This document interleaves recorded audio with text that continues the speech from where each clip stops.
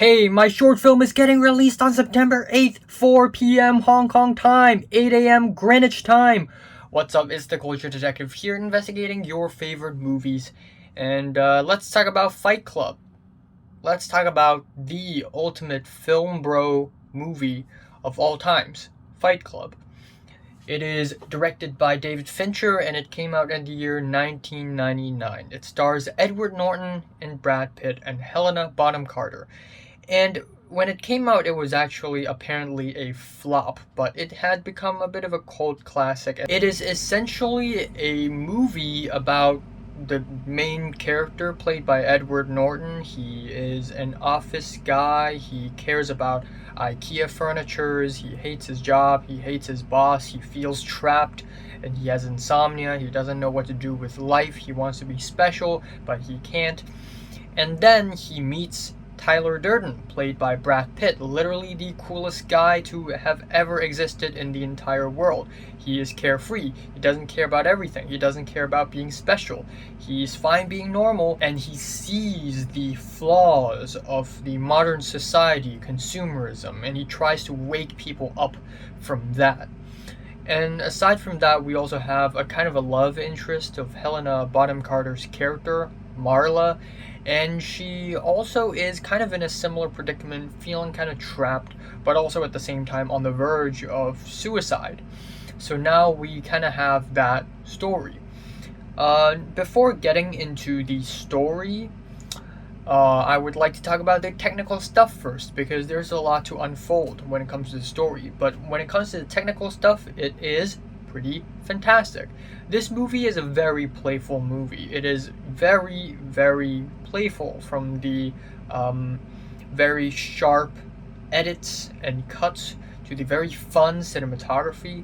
The whole movie looks really edgy, and the story is edgy, but it also looks edgy. But this film also looks really edgy and dark as in the absence of light, because like a majority of the scenes in this movie takes place at night, but also, just the color palettes is just full of black, and it looks really edgy. And I kind of like it. I like playful cuts and edits like this. Some swooshy camera effects are pretty cool, and overall it is a really fun movie. I also forgot to mention that this movie is adapted from a novel released 5 years before this film, so there was that. But anyways, let's talk about the story.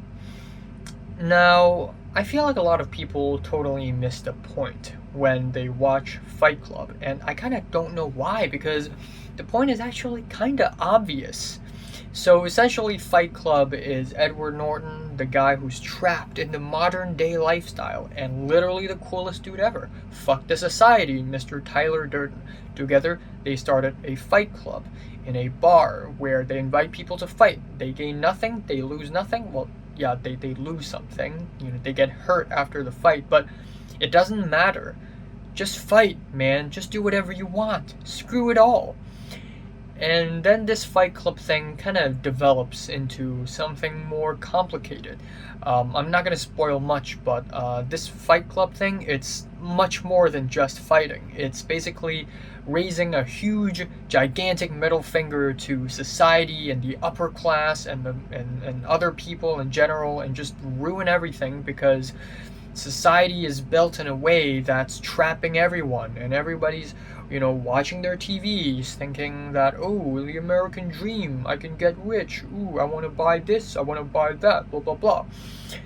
And all at the same time, this movie is a lot about masculinity, all the way from scenes about losing balls to scenes about losing dicks. It is about being a guy, just not caring for anything and just living the life, because that is the true meaning of freedom.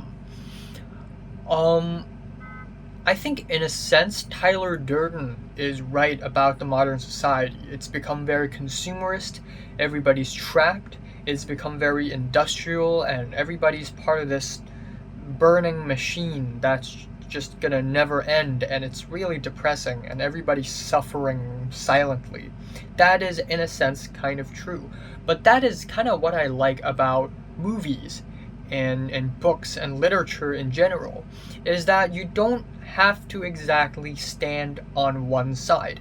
Tyler Durden has a point when he said that the society is trapping everyone inside it. But Tyler Durden is also not the good guy.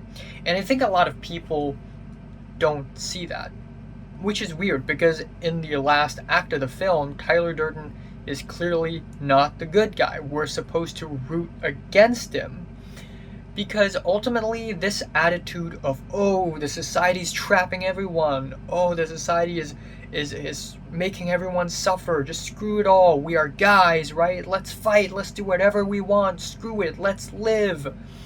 This kind of attitude is ultimately toxic.